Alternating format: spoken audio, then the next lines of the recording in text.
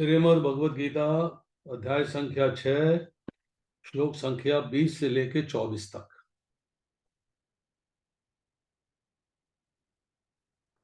बहुत लंबे श्लोक हैं और लंबा प्रकरण है। 20वां, 21वां, 22वां और 23वें का आधा श्लोक है इसके अंदर। यत्र उपरमते चित्तम निरुद्धम योग सेवया यत्र च एव आत्मना आत्मनं पश्यन् आत्मनि तुष्यति सुखम आत्यंतिकम यत ततः बुद्धिग्राहमतीन्द्रियम् यत्र न च एव अयं स्थित चलति तत्त्वतः यं लब्ध्वा च अपरं लाभं मन्यते न अधिकं ततः यस्मिन् स्थित न दुःखेन अपि विचाल्यते तमः तमविद्यात् दुःख संयोग वियोगम योग संज्ञितम। इसके अनुवाद में लिखते श्रील बहुपाद, सिद्धि की अवस्था में जिसे समाधि कहते हैं, वो ध्यान पूर्वक सुनिएगा क्योंकि सबसे इंपॉर्टेंट पार्ट है श्लोक का। सिद्धि की अवस्था में जिसे समाधि कहते हैं, मनुष्य का मन योगाभ्यास के द्वारा भौतिक मानसिक क्रियाओं से पूर्णतया संयमित हो जाता है। इस सिद्धि की विशेषता यह है कि मनुष्य शुद्ध मन से अपने को देख सकता है और अपने आप में आनंद उठा सकता है। उस आनंदमय स्थिति में वह दिव्य इंद्रियों द्वारा असीम दिव्य सुख में स्थित रहता है। इस प्रकार स्थापित मनुष्य कभी सत्य से विपद नहीं होता और इस सुख की प्राप्ति हो जाने पर वह इससे बड़ा कोई दूसरा लाभ नहीं मानता। ऐसी स्थिति को पाकर मनुष्य बड़ी से बड़ी कठिनाई में भी विचलित नहीं होता। यह निसंदेह भौतिक संसर्ग से उत्पन्न होने वाले समस्त दुखों से वास्तविक मुक्ति है।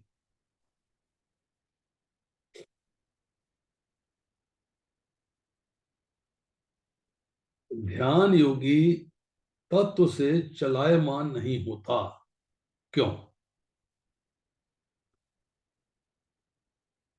उसके बाद जो इसका ये 20वें श्लोक की बात है। जो 21वां श्लोक है उसमें है, ध्यान योगी अपने आप में संतोष अनुभव करता है, अर्थात असीम दिव्य सुख।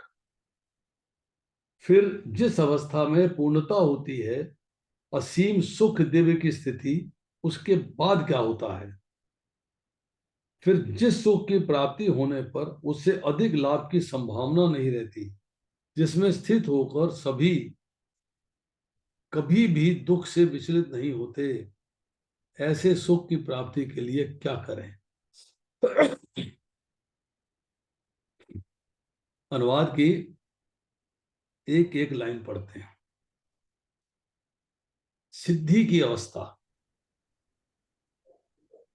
सिद्धि की अवस्था क्या है? कि मनुष्य का मन योगाभ्यास के द्वारा भौतिक मानसिक क्रियाओं से पूर्णतया संयमित हो जाता है। मीन्स उसकी all activities are regulated. Regulated मन के कंट्रोल से, कि मन कंट्रोल में आ जाता है, इंद्रियां वश में आ जाती हैं, योग का अभ्यास कर रहा है तो सिद्धि की अवस्था प्राप्त होती है। ऐसी सिद्धि की अवस्था को समाधि भी कहते हैं। अब इसकी क्वालिटी क्या है सिद्धि की अवस्था की? What is the quality?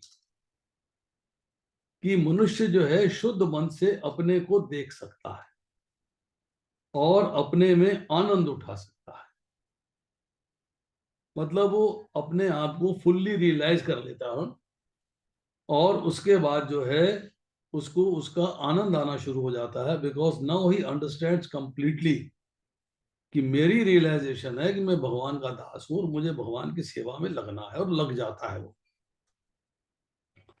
अब जब भगवान की सेवा में लग जाता है तो स्थिति में उसको आनंद मिलना शुरू हो जाता है, और ऐसी आनंदमय स्थिति में वह दिव्य इंद्रियां, मतलब अब उसकी इंद्रियां जो भौतिक थी अब वो दिव्य हो जाती हैं। मतलब दिव्य का अर्थ क्या है? कि अब वो भगवान को समझना शुरू कर देता है, भगवान के बात को समझता है। जन्म कर्म च में दिव्यम, कि भगवान का जन्म और भगवान के कर्म दोनों ही दिव्य हैं। भगवान ने जो आदेश दिए हैं उनको समझना शुरू कर देता है कि ये आदेश क्या है, कि मेरे आदेश का श्रद्धा पूर्वक ईर्ष्या रहित होकर पालन करना। आदेश क्या है, मन मना भव मद भक्तो मद्याजी माम नमस्करो। आदेश क्या है, सर्व धर्मान प्रत्यजम माम एकम शरणम व्रज। जब इस स्थिति में आ जाता है तब उसे लगता है कि मैं अब जो है बहुत ही बढ़िया सुख में हूं, असीम सुख में हूं। अब जब इस तरह उसकी पोजीशन हो जाती है, कृष्णा कॉन्शियसनेस में एडवांस कर जाता है, ध्यान योग के अंदर मन और इंद्रियों को वश में कर लेता है, तब कभी वो सत्य के रास्ते से पलटता नहीं, विपत नहीं होता। और जब ऐसा सुख प्राप्त हो जाता है तो उससे बड़ा कोई दूसरा लाभ नहीं मानता। बड़ी से बड़ी कठिनाई हो जाए तो ऐसी स्थिति से विचलित नहीं होता, और भौतिक संसर्ग से उत्पन्न होने वाले समस्त दुख, जो भौतिक संसार में रहते हुए उसे जो दुखों की प्राप्ति होती है, उससे छुटकारा मिल जाता है। तो इसी को वास्तविक मुक्ति कहते हैं। अब इसका परपट पढ़ते हैं। योगाभ्यास से मनुष्य भौतिक धारणाओं से क्रमशः विरक्त होता जाता है। यह योग का प्रमुख लक्षण है। इसके बाद वह समाधि में स्थित हो जाता है, जिसका अर्थ है कि दिव्य मन तथा बुद्धि के द्वारा योगी आपको अपने आप को परमात्मा समझने का भ्रम न करके परमात्मा की अनुभूति करता है। He realizes Krishna. योगाभ्यास बहुत कुछ पतंजलि की पद्धति पर आधारित है। कुछ अप्रामाणिक भाष्यकार जीवात्मा तथा परमात्मा में अभेद स्थापित करने का प्रयास करते हैं। जो लोग कृष्णा कॉन्शियस नहीं है या जिन्होंने परंपरा से ज्ञान नहीं प्राप्त किया है, वो जो है कहते हैं कि आत्मा और परमात्मा एक ही चीज है, इनमें कोई फर्क नहीं। और अद्वैतवादी इसे ही मुक्ति मानते हैं। अद्वैतवाद का मतलब क्या है, कि वो शरीर और आत्मा में भेद नहीं मानते। वो कहते हैं दोनों एक ही हैं। द्वैतवाद का मतलब है शरीर अलग है और आत्मा अलग है। ये एक बेसिक डिफरेंस है। द्वैतवादी शरीर और आत्मा को अलग मानते हैं, और जो अद्वैतवादी है वो शरीर और आत्मा को एक ही मानते हैं। किंतु वे पतंजलि की योग पद्धति के वास्तविक प्रयोजन को नहीं जानते। पतंजलि पद्धति में दिव्य आनंद को स्वीकार किया गया है, किंतु अद्वैतवादी इस दिव्य आनंद को स्वीकार नहीं करते, क्योंकि उन्हें भ्रम है कि इससे उनके अद्वैतवाद में बाधा न उपस्थित हो जाए। तो यहाँ पर जो है पतंजलि की पद्धति जो हम ध्यान योग पढ़ रहे हैं, ये बहुत कुछ जो है बाद में भगवान ने बताया, उसके बाद बहुत कुछ जो है पतंजलि ऋषि ने इसको समझाया है अपने योग दर्शन, प्रैक्टिकल शेप दिया। तो जो अद्वैतवादी होते हैं वो कहते हैं कि आत्मा अलग है और शरीर अलग है, तो हमें उस आनंद की प्राप्ति नहीं होगी जो कि आत्मा के अलग होने से, भगवान के साथ लिंक होने से उस व्यक्ति को प्राप्त होता है। वो कहते हैं कि अद्वैतवादी ज्ञान तथा ज्ञाता के द्वैत को नहीं मानते। वो कहते हैं ज्ञान अर्थात भगवान का ज्ञान, जीव का ज्ञान, प्रकृति का ज्ञान, काल का ज्ञान, कर्म का ज्ञान, ये और इस ज्ञान को जानने वाला मतलब व्यक्ति आत्मा के रूप में इस द्वैत को दो दो चीजों को नहीं मानते अलग अलग, किंतु इस श्लोक में दिव्य इंद्रियों के द्वारा अनुभूत दिव्य आनंद को स्वीकार किया गया। इसकी पुष्टि योग पद्धति के विख्यात व्याख्याता पतंजलि मुनि ने भी की है। योग सूत्र 3.14 महर्षि कहते हैं, पुरुषार्थ शून्यानां गुणानां प्रति प्रसव केवल्यम स्वरूप प्रतिष्ठा व चित शक्ति रीति। यह चित शक्ति या अंतरंगा शक्ति दिव्य है। पुरुषार्थ का तात्पर्य धर्म, अर्थ, काम तथा मोक्ष के अंत में परमात्मा से तारतम्य या मोक्ष है। अद्वैतवादी परमात्मा के इस तारतम्य को कैवल्यम कहते हैं, किंतु पतंजलि के अनुसार कैवल्यम वह अंतरंगा या दिव्य शक्ति है जिससे जीवात्मा अपने स्वरूप से अवगत हो। तो समझिएगा, अद्वैतवादी जो शरीर और आत्मा को एक ही मानते हैं, वो कहते हैं कि आपका जब परमात्मा से कनेक्शन बनेगा तो इसको कहते हैं कैवल्यम। कैवल्यम मुक्ति कहते हैं अल्टीमेटली। परंतु पतंजलि के अनुसार कैवल्यम या अंतरंगा या दिव्य शक्ति है जिससे जीवात्मा अपने स्वरूप से अवगत होता है। मतलब जब कैवल्यम मुक्ति प्राप्त होती है तब जीवात्मा अपने स्वरूप से अवगत होता है। भगवान चैतन्य के शब्दों में यह अवस्था चेतो दर्पण मार्जनम अर्थात मन रूपी मलिन दर्पण का मार्जन अर्थात शुद्धि है। यह मार्जन वास्तव में मुक्ति या महादावाग्नि निर्वापनम प्रारंभिक निर्वाण सिद्धांत भी इस नियम के समान है। भागवत में 2:10-6 में से स्वरूपेन व्यस्थिति कहा गया है। भगवत गीता के इस श्लोक में भी इसी की पुष्टि हुई है। मतलब निर्वाण सिद्धांत का अर्थ यह है कि व्यक्ति का भौतिक संसार में मृत्यु के बाद भगवान से मिल जाना। बट यहाँ जो निर्वाण शब्द है यूजुअली बुद्धिज्म के कंटेक्स्ट में यूज होता है। वहां वो कहते हैं कि मृत्यु के बाद आत्मा जो है उसका एग्जिस्टेंस समाप्त हो जाता है, वो शून्य हो जाती है। परंतु यहाँ पे भागवत के संदर्भ से कहा जा रहा है कि स्वरूपेण व्यस्थिति, मतलब उसका रूप जो है बरकरार रहता है, एग्जिस्ट करता है, वो खत्म नहीं होता। अब इसके बाद निर्वाण के बाद आध्यात्मिक कार्यकलापों या भगवत भक्ति की अभिव्यक्ति होती है, जिसे कृष्ण भावनामृत कहते हैं। भागवत के शब्दों में स्वरूपेण व्यस्थिति जीवात्मा का वास्तविक जीवन यही है। भौतिक दूषण से आध्यात्मिक जीवन के कलमश युक्त होने की अवस्था माया है। माया मतलब जो नहीं, माया मतलब कृष्ण का विस्मरण एक क्षण के लिए भी माया है। तो यहां जो है जीवात्मा का वास्तविक जीवन यही है। क्या है? कृष्ण भावनामृत में लग जाना। जब भौतिक प्रकृति का संग होता है और भौतिक दूषण होता है, मतलब भौतिक गंदगी जो है व्यक्ति के ऊपर जो है हावी होना शुरू हो जाती है, तो वो कंटेमिनेट होता है, उसकी कॉन्शियसनेस, उसकी चेतना कंटेमिनेट हो जाती है और आत्मा जो है अज्ञान से ढक जाती है। तो इस कलमश युक्त होने की अवस्था माया है। भौतिक दूषण से मुक्ति का अभिप्राय यही होता है कि जीवात्मा की मूल दिव्य स्थिति का विनाश नहीं। मूल स्थिति क्या है? कि जीवात्मा शुद्ध है। पतंजलि भी इसी योग की पुष्टि इसकी पुष्टि इन शब्दों से करते हैं, कैवल्यम स्वरूप प्रतिष्ठा व चित शक्ति रीति। ये चित शक्ति या दिव्य आनंद ही वास्तविक जीवन है। इसका अनुमोदन वेदांत सूत्र में इस प्रकार हुआ है, आनंदमयो अभ्यासात। यह चित शक्ति ही योग का परम लक्ष्य है और भक्ति योग द्वारा इसे सरलता से प्राप्त किया जा सकता है। भक्ति योग का विस्तृत वर्णन अगले 7वें अध्याय में किया जाएगा। तो यहाँ चर्चा आ रही है चित शक्ति की। चित मतलब कॉन्शियसनेस। कॉन्शियसनेस शक्तिमान हो जाए, उसमें शक्ति आ जाए। शक्ति आने का अर्थ है कि कॉन्शियसनेस के अंदर से कंटेमिनेशन समाप्त हो जाए, सारी भौतिक कलमश समाप्त हो जाए और आप कृष्णा कॉन्शियस हो जाओ, भगवान से जुड़ जाओ। इस अध्याय में वर्णित योग पद्धति के अनुसार समाधियां 2 प्रकार की होती हैं, संप्रज्ञात और असंप्रज्ञात। जब मनुष्य विभिन्न दार्शनिक शोधों के द्वारा दिव्य स्थिति को प्राप्त हो जाता है तो कहा जाता है उसे संप्रज्ञात समाधि प्राप्त हुई है।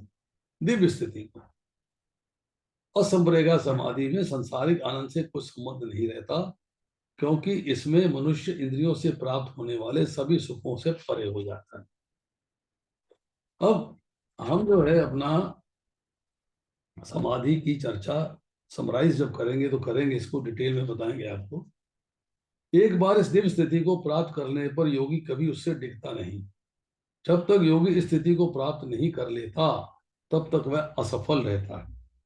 आजकल के तथा कथित योगाभ्यास में विभिन्न इंद्रिय सुख सम्मिलित हैं, जो योग के सर्वथा विपरीत है। आजकल वो कहते हैं योग, योग का मतलब है एक्सरसाइज। वहां पे मेडिटेट नहीं कर रहे आप एक्सरसाइज कर रहे हैं, वो योग कहलाता है आज की तारीख, आज के संदर्भ में। तो उसके अंदर जो है आपने आपके नॉर्मल लाइफ जो चल रही है उसको चलाते रहिए, उसमें इंद्रिय सुख भी है, इंद्रिय सुख लेते रहिएगा और योग करते रहिएगा, एक्सरसाइज होती रहेगी। जो एक्चुअल योग है वो है कि इस प्रोसेस के द्वारा आपने अपने मन को और इंद्रियों को वश में करना। योगी होकर यदि कोई मैथुन या मादक द्रव्य सेवन से अनुरक्त होता है तो ये उपहासजनक है। यहाँ तक कि योगी योग की सिद्धियों के प्रति आकृष्ट रहते हैं, वे योग में आरूढ़ नहीं कहे जा सकते। लोग जो है योग की सिद्धि प्राप्त करने की कोशिश करते हैं कि हमने योग किया है तो हाँ हमें जो है कुछ सिद्धियों की प्राप्ति हो जाए। वो सिद्धियां क्या है जिसकी वो प्राप्ति करना चाहते हैं, वो कौन सी सिद्धियां हैं जिसको वो प्राप्त करना चाहते हैं।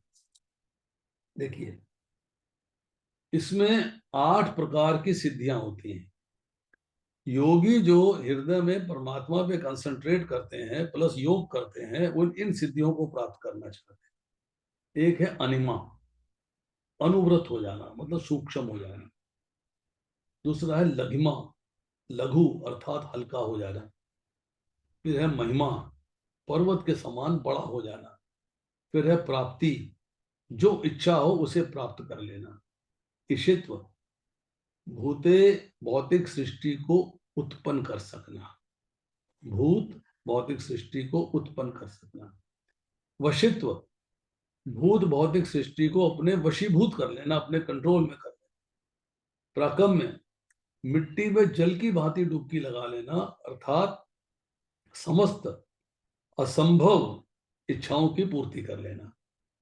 और कामा वसायिता अर्थात सत्य संकल्प प्राप्त कर लेना। ये जो है इस प्रकार की सिद्धियों की प्राप्ति की कोशिश करते हैं। ये योग में आरूढ़ नहीं कहे जा सकते। यदि योगी जन योग की आनुषांगिक वस्तुओं के प्रति आकृष्ट है तो उन्हें सिद्ध अवस्था प्राप्त हुआ नहीं कहा जा सकता। मतलब योग के अंदर आप सिद्धियां प्राप्त करते हो, अब संसारिक सुख की प्राप्ति का साधन करते हो, तो आप जो है योगी नहीं। अतः जो व्यक्ति आसनों के प्रदर्शन या सिद्धियों के चक्कर में रहते हैं, उन्हें यह समझ लेना चाहिए कि इस प्रकार योग का मुख्य उद्देश्य ही समाप्त हो जाता है। इस योग में योग की सर्वोत्तम पद्धति कृष्ण भावनामृत है, जो निराशा उत्पन्न करने वाली नहीं है। एक कृष्ण भावना भावित व्यक्ति अपने धर्म में इतना सुखी रहता है, उसे किसी अन्य सुख की आकांक्षा ही नहीं रहती। It doesn't require anything else. Requires only Krishna's service. इस छल प्रधान युग में हठ योग, ध्यान योग तथा ज्ञान योग का अभ्यास करते हुए अनेक अवरोध आ सकते हैं, किंतु कर्म योग या भक्ति योग के पालन में ऐसी समस्या सामने नहीं आती। जब आप हठ योग करते हो, ध्यान योग करते हो, ज्ञान योग करते हो, पर आपने अभी भगवान पे अपने आप को कंसंट्रेट नहीं किया है, तब आपको जो है समस्याएं आ सकती हैं। पर जब आप भक्ति योग में आ जाते हो फिर आप विचलित नहीं होते।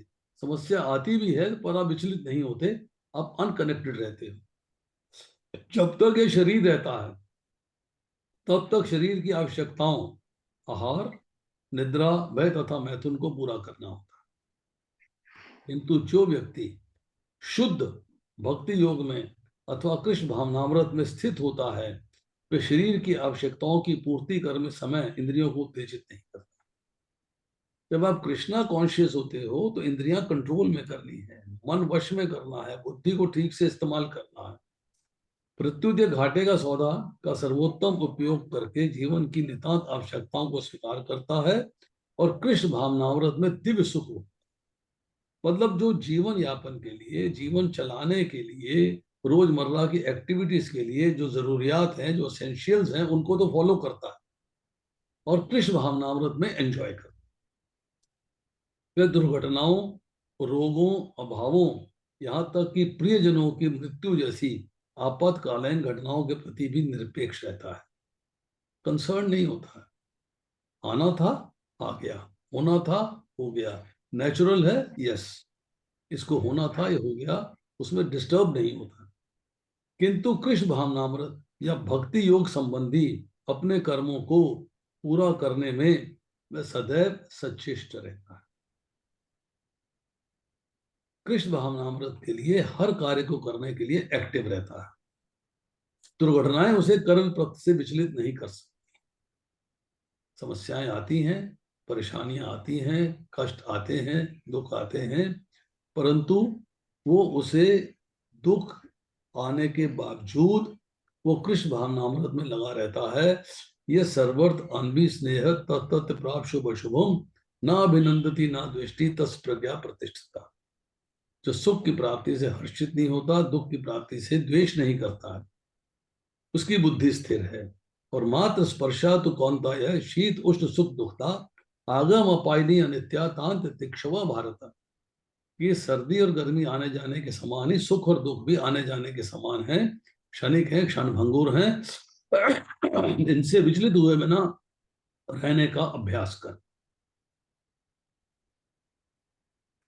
वह इन प्रासंगिक घटनाओं को सहता है क्योंकि वह भली भांति जानता है ये घटनाएं ऐसे ही आती जाती रहती हैं और इनसे उसके कर्तव्य पर कोई प्रभाव नहीं पड़ता। इस प्रकार वह योगाभ्यास में परम सिद्धि प्राप्त करता है। अब हम कहते हैं कि ध्यान योग का जो फर्स्ट स्टेप है प्रत्याहार के बाद, ये 3 स्टेप जो हैं ये ध्यान योग के अंतरंगा स्टेप है। जो पहले हमने स्टेप किए हैं वो बहिरंगा स्टेप थे। हम बहिरंगा स्टेप के अंदर कर चुके हैं काम, हम जान चुके हैं उनमें। और बहिरंगा स्टेप के अंदर है यम, नियम, आसन, प्राणायाम, प्रत्याहार। और अंतरंगा साधन है धारणा, ध्यान और समाधि। यम का अर्थ होता है कंट्रोलिंग द सेंसेस, इंद्रियों को कंट्रोल करना। नियम का मतलब होता है रूल्स एंड रेगुलेशंस को फॉलो करना। हरे कृष्णा प्रभु जी। प्रभु जी आपकी पिक्चर नहीं आ रही। पिक्चर नहीं आ रही है? हाँ जी प्रभु जी। ये तो अब आ गई। हाँ जी प्रभु जी, समझ नहीं आ रहे थे प्रभु जी ऐसे। चलिए, काफी देर से नहीं आ रही थी प्रभु। आसन का मतलब है, आपको बड़ी देर में याद आई, पहले क्यों नहीं याद आई? प्रभु जी आप रुक नहीं रहे थे प्रभु जी आप। तो हम जो ब्रेक दें तो बोले। आसन का मतलब है बैठने की सिटिंग पोजीशन जो है उसकी प्रैक्टिस करना। प्राणायाम का मतलब है सांस को नियमित करना, जिसमें पूरक आता है, कुंभक आता है, रेचक आता है, इसकी हम चर्चा कर चुके। उसके बाद है प्रत्याहार, कि इंद्रियों को इंद्र विषयों से हटाना, controlling senses from sense object. ये 3 बहिरंगा है। ये 5 जो है बहिरंगा साधन है और 3 जो है अंतरंगा साधन है। धारणा मतलब कंसंट्रेशन, ध्यान मतलब मेडिटेशन, और समाधि का अर्थ है ट्रांस। अब हम अंतरंगा साधनों की चर्चा करते हैं। प्रत्याहार के बाद जो पहला स्टेप है, वैसे छठा है, तो प्रत्याहार के बाद पहला स्टेप है धारणा। धारणा का मतलब है कंसंट्रेशन। इसका अर्थ है कि मन को केवल स्वरूप में लगा देना, मन को भगवान में लगा देना। कोई भी डिस्ट्रैक्शंस आए उसको ओवरकम करना, उसको पार कर जाना। जब ये धारणा की स्थिति पूरी हो जाती है, आप इसमें एक्सपर्ट हो जाते हो, फिर आता है ध्यान।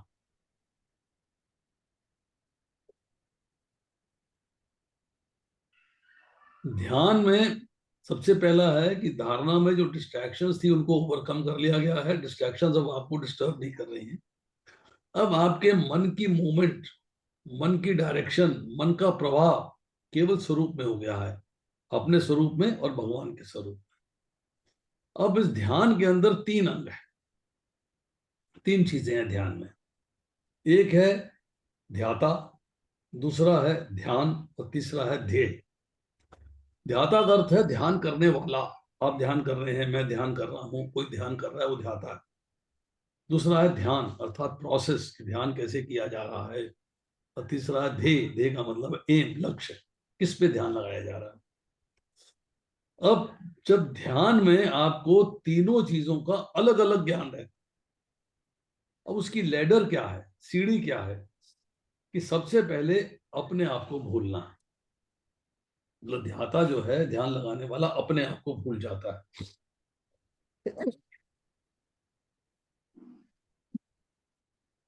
मतलब पहला स्टेप है स्वयं को भूलना, अर्थात ध्याता का अपने आप को भूल जाना।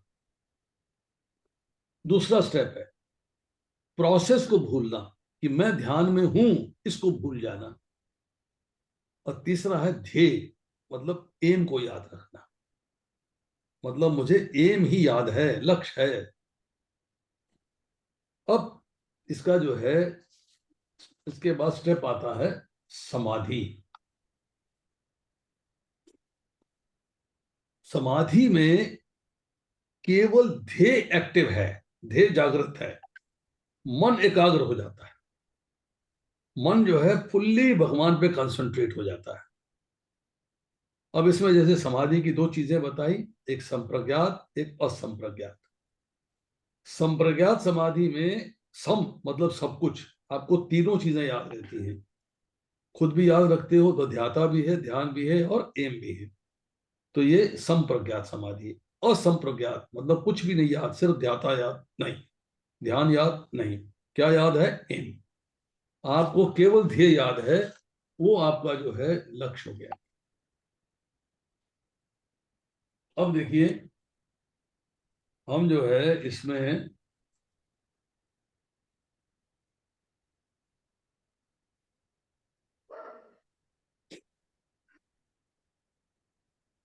एक शब्द होता है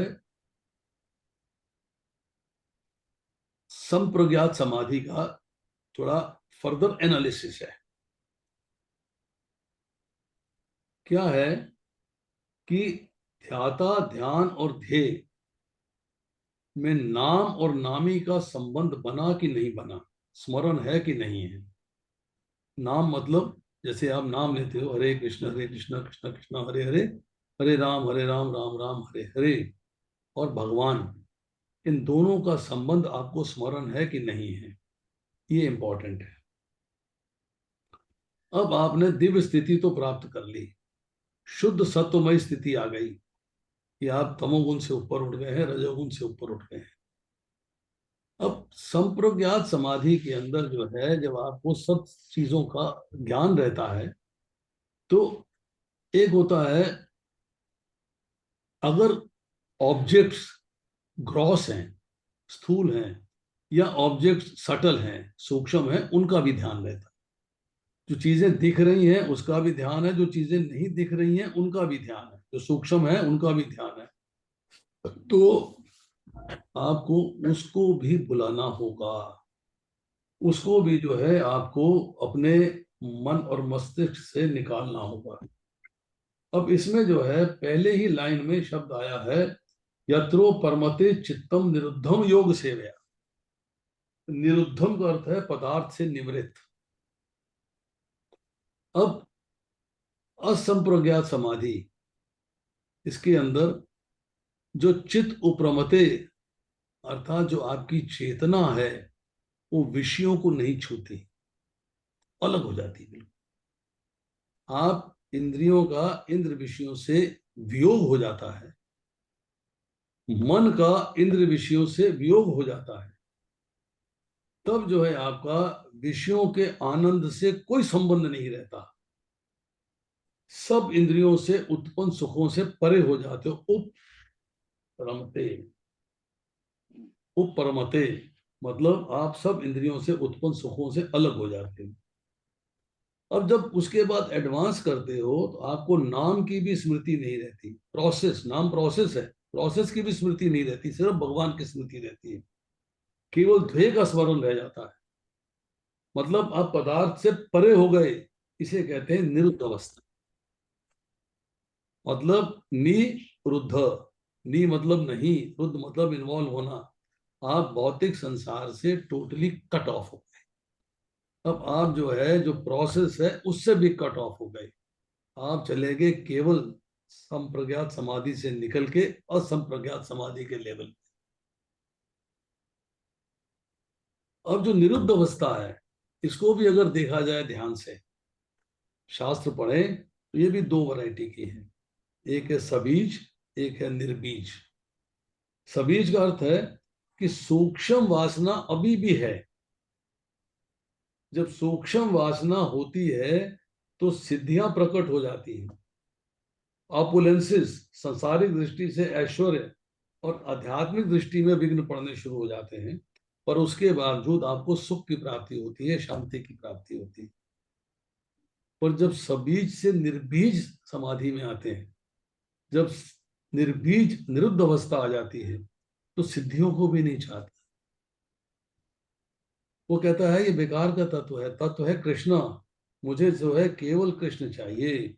मतलब वो जो है सबीज सुख शांति से भी ज्यादा विलक्षण सुख मिलता है निर्बीज शांति में।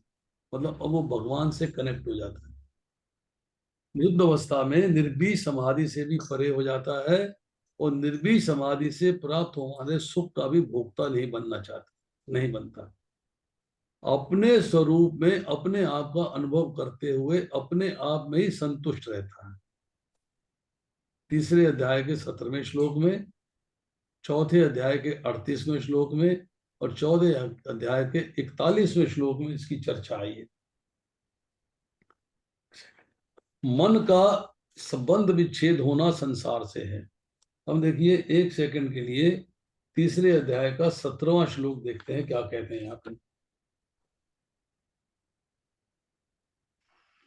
जो व्यक्ति आत्मा में ही आनंद लेता है तथा उसका जीवन आत्म साक्षात्कार से युक्त है, जो अपने में ही पूर्णतः संतुष्ट रहता है, उसके लिए कुछ भी करणीय कर्तव्य नहीं रहता। और 38वें श्लोक में चौथे अध्याय के कहते हैं कि इस संसार में दिव्य ज्ञान के समान कुछ भी उदात्त या शुद्ध नहीं है। ऐसा ज्ञान समस्त योग का परिपक्व फल है। जो व्यक्ति भक्ति में सिद्ध हो जाता है, यथा समय अपने अंतर में इस ज्ञान का आस्वादन करता है। और चौथे अध्याय के 41वें श्लोक में कहते हैं, जो व्यक्ति अपने कर्म फलों का परित्याग करते हुए भक्ति करता है और उसके संशय दिव्य ज्ञान द्वारा विनष्ट हो चुके होते हैं, वही वास्तव में आत्मपरायण है और वह कर्मों के बंधन से नहीं बंधता। अब आपके मन का विच्छेद होना है इस संसार से, मतलब मन को और इंद्रियों को और बुद्धि को संसारिक कार्यों से विलग करना है, संसारिक भोगों के आकर्षण से अलग करना है। मतलब मन का संसार से प्रयोजन नहीं रहता जब आप जो है निरुद्ध अवस्था में आ जाते हैं। क्यों? कि मन जो है वो तो प्रकृति का अंश है, वो मन जो है वो आत्मा को नहीं पकड़ सकता, स्वरूप को नहीं पकड़ सकता, क्योंकि स्वरूप चेतन है। तो जड़ जो है चेतन को कैसे पकड़ सकता है? सो जब योगी का मन एवं इंद्रियों से संबंध विच्छेद हो जाता है, divide of contact with material senses and sense objects, संसार से संबंध मानने से मन संसार में लग जाता है, और संसार से संबंध छूटने पे मन जो है भगवान में लग जाता है। ये बातें हम पहले कर चुके हैं। अब निरुद्ध अवस्था प्राप्त करनी है, ध्यान योग से करी। अब हम कर्म योग से कर सकते हैं क्या? सोचिए। ध्यान योग में जब योगी का मन समाधि के सुख को भी प्राप्त नहीं करना चाहता, तो त्याग देता है, तब अपने आप में संतुष्ट हो जाता है, क्योंकि उसका मन अब स्वरूप में लग गया है। मतलब वो अपने चित्त से ध्यान योग का अभ्यास करना चाहिए। यथा अर्थात यथा शब्द जो है छठे अध्याय के 20वें और 22वें श्लोक में 6 बार इस्तेमाल हुआ है। अब कर्मयोग की बात आई, तो कर्म योग के बारे में श्लोक संख्या जाते हैं हम दूसरे अध्याय के 55वें श्लोक में। दूसरे अध्याय का जो 55वां श्लोक है उसमें कहते हैं, श्री भगवान ने कहा, हे पार्थ, जब मनुष्य मनोरथ से उत्पन्न होने वाली इंद्र तृप्ति की समस्त कामनाओं को त्याग देता है और जब इस तरह विशुद्ध हुआ उसका मन आत्मा में संतोष प्राप्त करता है, तो विशुद्ध दिव्य चेतना को प्राप्त अर्थात स्थित प्रज्ञ कहा जाता है। मन, इंद्रियां, बुद्धि, शरीर सब केवल भगवान की सेवा में लग जाती है और कोई कार्य नहीं। मन से उत्पन्न, मनोगत उत्पन्न समस्त कामनाएं छूट जाती हैं। कामना का त्याग से मन का संबंध कामनाओं से विच्छेद हो जाता है, टूट जाता है, और मन जो है आत्मा में, परमात्मा में संतुष्ट हो जाता है। बट आपको इसके लिए जो है सबीज समाधि नहीं चाहिए, आपको चाहिए निर्बीज समाधि। अब उसके बाद इस भौतिक संसार में सुखम आत्यांतिकम, 21वें श्लोक में चर्चा आई है कि हाईएस्ट लिमिट ऑफ सुख, highest limit of happiness in this material world, reason कि जो हाईएस्ट लिमिट ऑफ सुख है वो तीनों गुणों से अतीत है एवं स्वतः सिद्ध है। आप अपने आप में एंजॉय करते हो, अपनी आत्मा में एंजॉय करते हो, भगवान में एंजॉय करते हो। इसी को ही 5वें अध्याय के 21वें श्लोक में अक्षय सुख कहा गया है, 6ठे अध्याय के 28वें श्लोक में अत्यंत सुख कहा गया है, और 14वें अध्याय के 27वें श्लोक में एकांतिक सुख कहा गया है।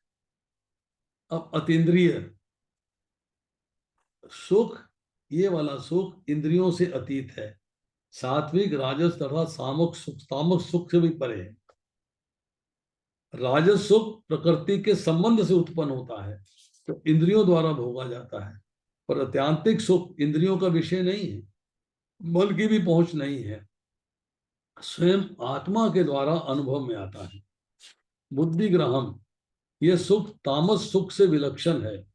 तामस सुख में होती है निद्रा, आलस्य और प्रमाद, आप नींद को एंजॉय करते हो।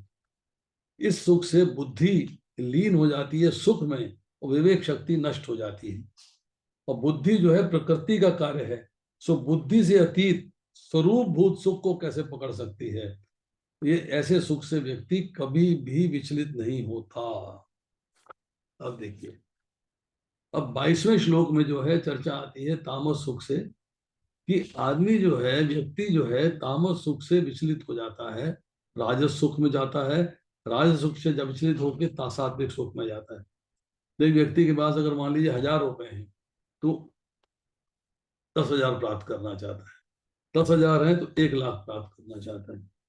और जब अत्यांतिक सुख मिल जाता है तब वो विचलित नहीं होता, क्योंकि वो हाईएस्ट सुख है, उस सुख से ऊपर कोई सुख नहीं।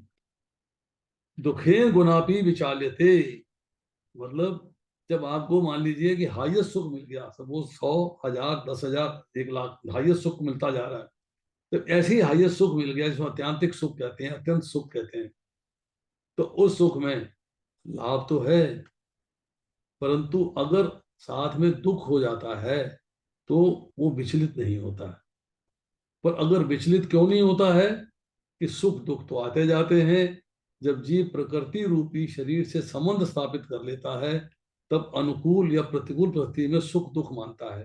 पर अब वो जो है शरीर से संबंध छोड़ रहा है, अब वो जो है हायर स्टेज पे चला गया है, अब भौतिक संसार से संबंध विच्छेद कर रहा है, तो अत्यांतिक सुख जो है प्रकृति से अतीत है, उसमें उसको आनंद की प्राप्ति होती है। अब आती है श्लोक संख्या 24, जिसमें 3 लाइनें हैं।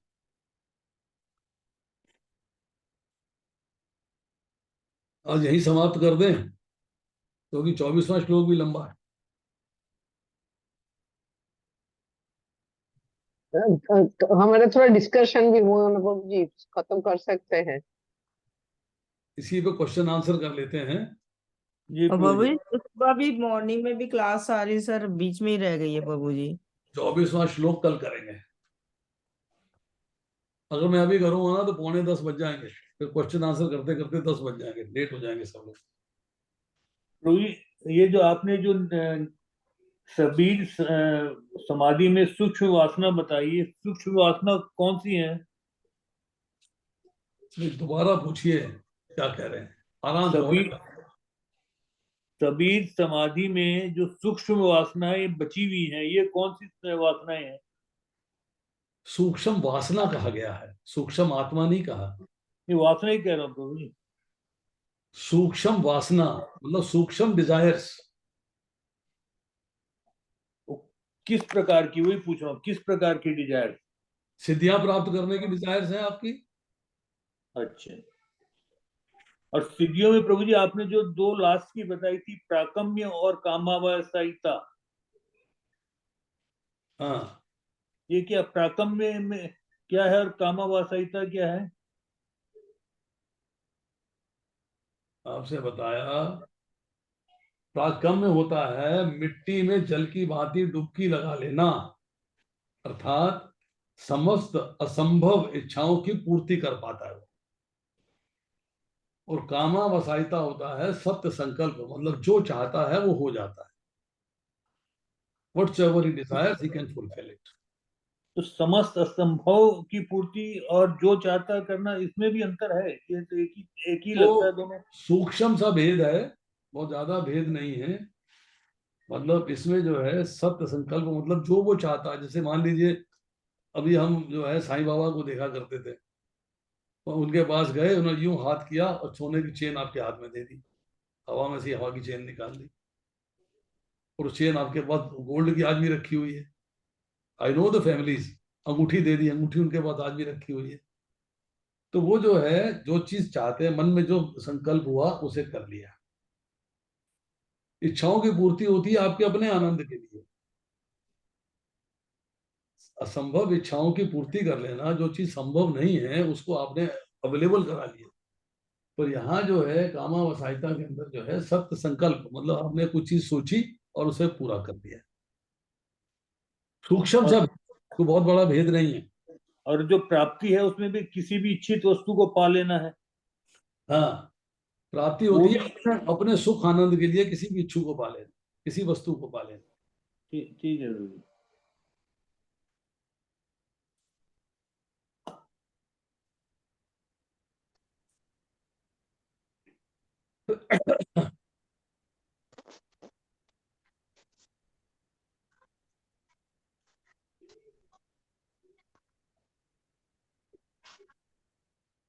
यस।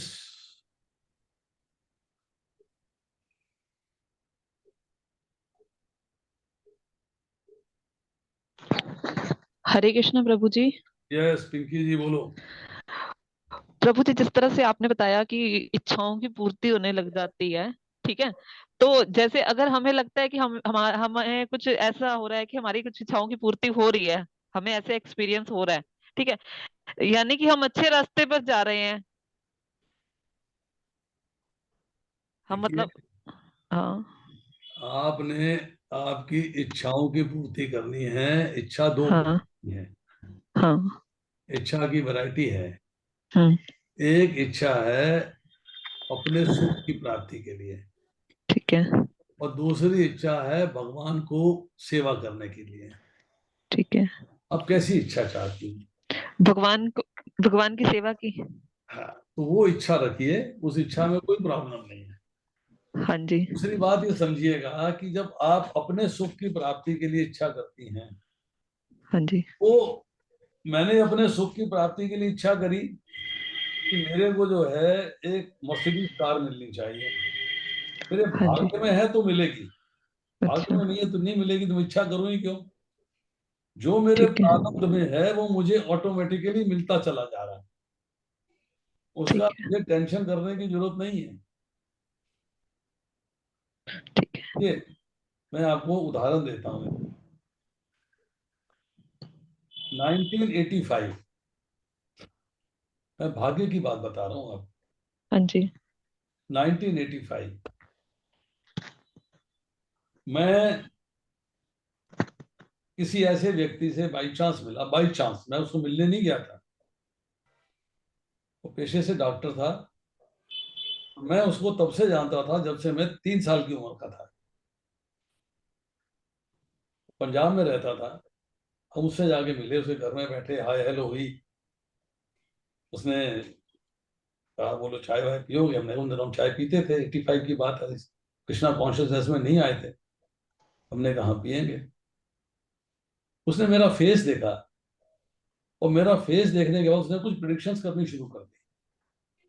मेरे से कुछ नहीं पूछा उसने, एक शब्द भी नहीं मुझसे पूछा। उसने जो प्रिडिक्शंस करी वो सब सही निकली, आज तक सही है। उसने उसने प्रिडिक्शन करी थी कि जीवन के 34वें साल में तुम आध्यात्मिक हो जाओगे, तुम गीता बोला करोगे और लोग सुना करेंगे। I didn't believe. मैं डॉक्टर आदमी भैया, मरीज देखूं, दवा दूं, इंजेक्शन लगाऊं, नर्सों को कंट्रोल करूं, स्टाफ को कंट्रोल करूं, मैं कहाँ गोदा पढ़ूंगा, कहाँ लेक्चर दूंगा। और वो ट्रुथ हुआ है, उसने जो बताया उसने मेरा भाग्य बताया पढ़ के कि तुम्हारे भाग्य में ये लिखा, तुम्हारे भाग्य में ये लिखा। उसके बाद फिर मैं किसी व्यक्ति से मिला बाई चांस, वो भी बाई चांस हुआ। उसने जो है मेरा फेस देख के मुझे बताया कि अब आपकी दशा के अंदर बृहस्पति आ गया है, बृहस्पति की दशा चलेगी, और आपके 12वें घर में बृहस्पति है। मैं कभी मतलब ब्राह्मण होने के नाते हॉरोस्कोप में कुछ विश्वास रखता हूँ, इसलिए कि पता लगे कि मतलब क्या होने वाला है। उसने कहा आपके 12वें घर में बृहस्पति है, जिसके घर में बृहस्पति होता है और उसका जो है अंत के समय में बृहस्पति की दशा होती है, उसको धाम की प्राप्ति होती है, वो लौट के संसार में नहीं आता। कमाल की बात है, कहता आप देख लेना। दूसरी बात उसने बताई कि अब आपका बिजनेस जो है वो डाउन आ जाएगा और आपका लेक्चर ज्यादा पड़ जाएंगे। और यही हुआ, मैंने नर्सिंग होम बंद कर दिया, मैं सिर्फ क्लिनिक रन करता हूँ। थोड़ा जहाँ 100 रुपए की आमदनी थी, 5 रुपए रह गई, बट ठीक है, गाड़ी चल रही है, गुजारा हो रहा है। बट मेरे लेक्चर्स बढ़ गए,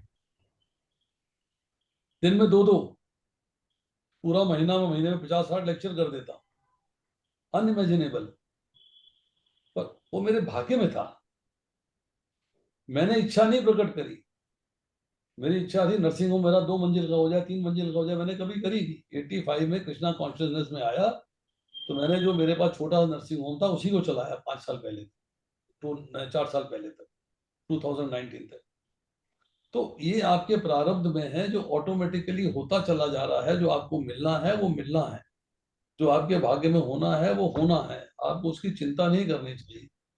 चिंता करनी चाहिए केवल एक, कि मेरा भगवान के साथ संबंध कैसे बने और संबंध को मैं कैसे निभाऊं और कैसे भगवान धाम जाने का रास्ता क्लियर हो, बस वही इच्छा रहनी चाहिए। अब मैंने सुबह क्लास करी है गुड़गांव के लिए, अभी शाम को क्लास कर रहा हूँ आपके लिए। सुबह मुझे पंजाबी बाग टेम्पल जाना है क्लास करने के लिए, 8 से 9 वहाँ क्लास है, उसका मैं लिंक आपको भेज दूंगा, आप ऑनलाइन देख सकते हो। और 10वें स्कंद पे है वो, भगवान कृष्ण के बालपन पे है, कंस के वध के बाद, उस पे चर्चा। लिंक आ जाएगा आपको, अभी थोड़ी देर में भेज दूंगा। प्रभु जी, वो बात आती है ना, ऐसे सुना जाता है कि कर्मों के जरिए किस्मत को बदला जा सकता है। वो फिर ये चीज समझ नहीं आ रही मुझे। ऐसा जैसे हम है, आपने बताया ना, प्रारब्ध है तो वो वही होना है हमारी लाइफ में। एक सेकंड एक सेकंड एक जी जी जी। सेकंड। अब इसको जो है शास्त्र कैसे बताते हैं, वो ये कहते हैं कि अगर आपका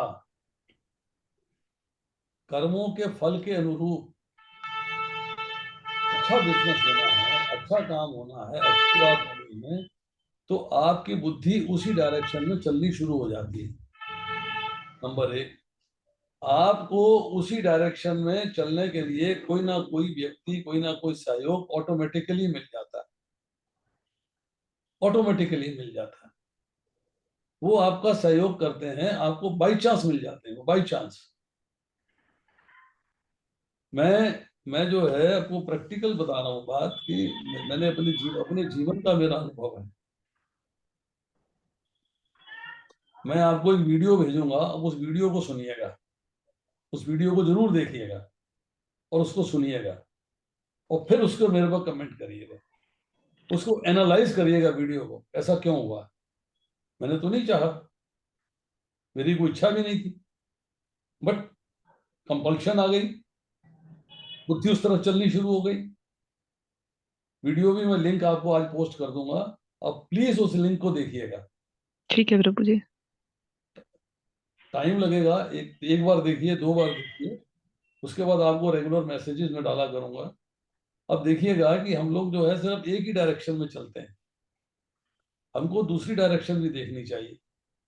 तो जब आप वीडियो देखेंगे आपको थोड़ा ज्ञान की प्राप्ति होगी कि किसी जिंदगी में चेंज कैसे आता है। कोई आपको ठीक चेंज लाता नहीं, हम इच्छा नहीं थी हमारी उस डायरेक्शन में जाने की, पर बन गया साधन। मैं गवर्नमेंट जॉब में था, यूपीएससी के एग्जाम में फर्स्ट यूपीएससी का एग्जाम था डॉक्टर्स का पहला एग्जाम था यूपीएससी का। ये बात है 1976 का। मेरी पूरे ऑल इंडिया यूपीएससी के अंदर 27th पोजीशन थी। I was selected as a UPSC doctor, grade 1, class 1 medical officer. मेरे जैसा व्यक्ति अगर आज की डेट में यूपीएससी के जॉब पे लगा रहता सरकारी नौकरी में, तो मेरी कम से कम 1 लाख रुपया पेंशन होती, और किसी ना किसी हॉस्पिटल में सीनियर मोस्ट पोजीशन पे होता।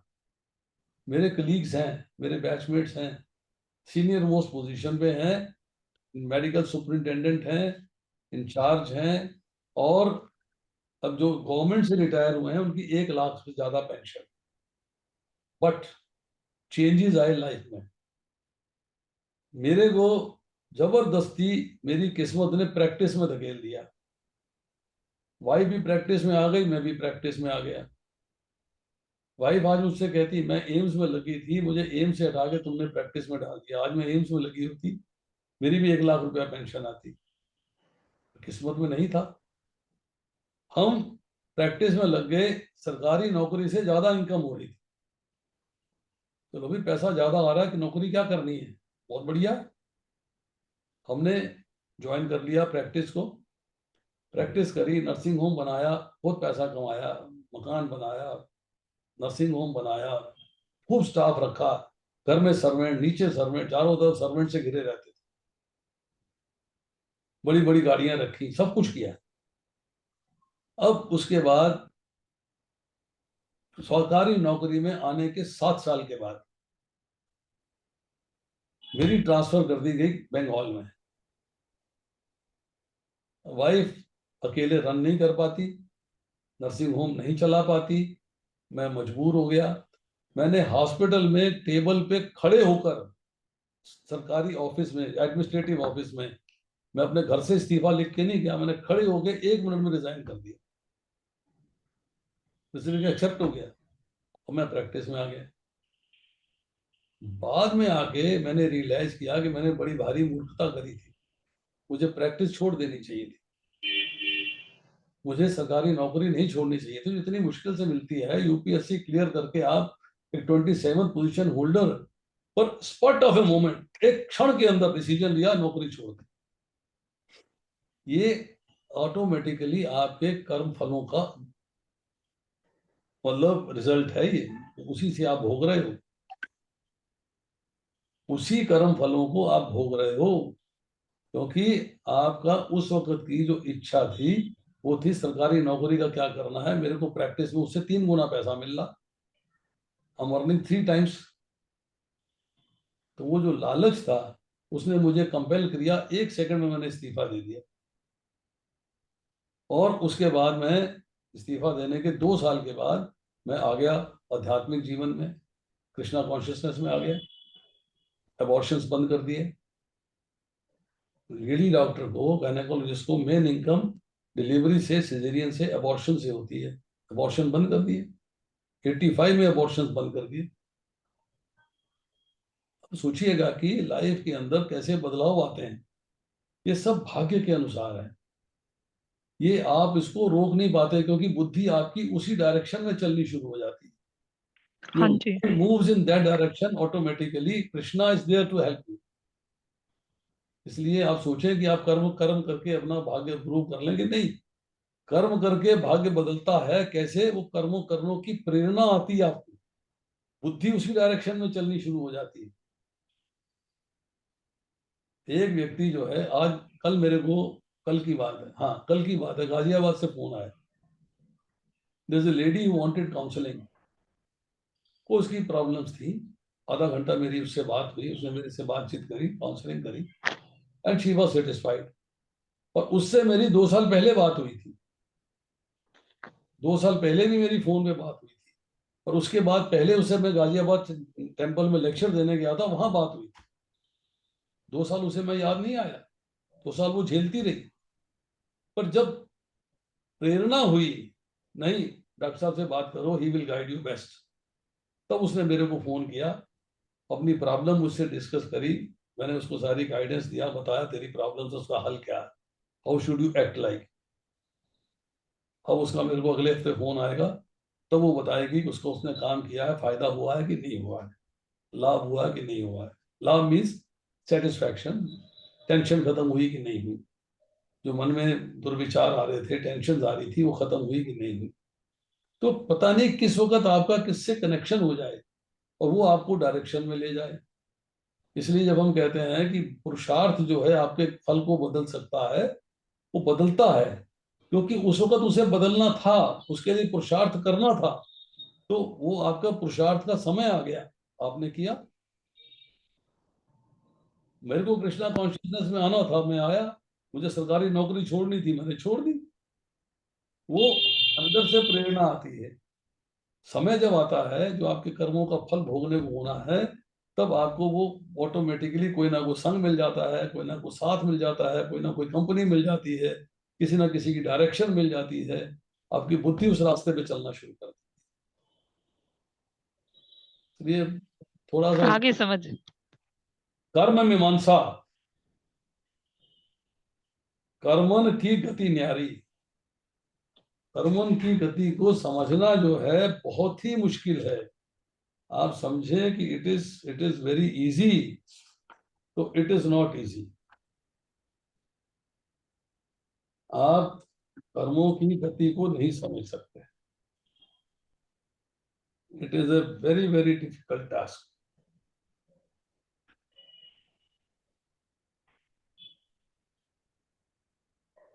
भगवान भगवद गीता में कहते हैं, कर्म की बारीकियों को समझना अत्यंत कठिन है, अतः मनुष्य को चाहिए कि ठीक से जाने कि कर्म क्या है, विकर्म क्या है और अकर्म क्या है। पहला पार्ट इसका, कर्म की बारीकियों को समझना अत्यंत कठिन है। You can't understand it. हम सोचते हैं मैं मेहनत करूंगा, सफल, मैं जानता हूँ, मेरे मामा का लड़का सारी जिंदगी मेहनत करी उसने, और ये काम कर, वो काम कर, यहाँ कर, वहां कर, ये कर, वो कर, दिनों रात कर, दुबई भी गया, दुबई से वापस आ गया, आज तक जिंदगी में 62 साल की उम्र हो गई है, सेटल नहीं हो पाया। आज भी हैंड टू माउथ है, और दुनिया भर के काम किए हैं, दुनिया भर के काम बदले हैं। कभी दिल्ली में है, कभी फरीदाबाद में है, कभी पंचकुला में है, कभी दुबई में है, कभी चंडीगढ़ में है। सब फैक्ट्रियां चला के देख ली, काम करके देख लिए, कहीं एस्टेब्लिश नहीं हो पाया।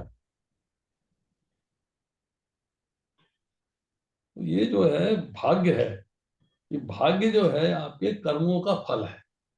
Destiny is what, result of your karmas. हाँ जी प्रभु जी।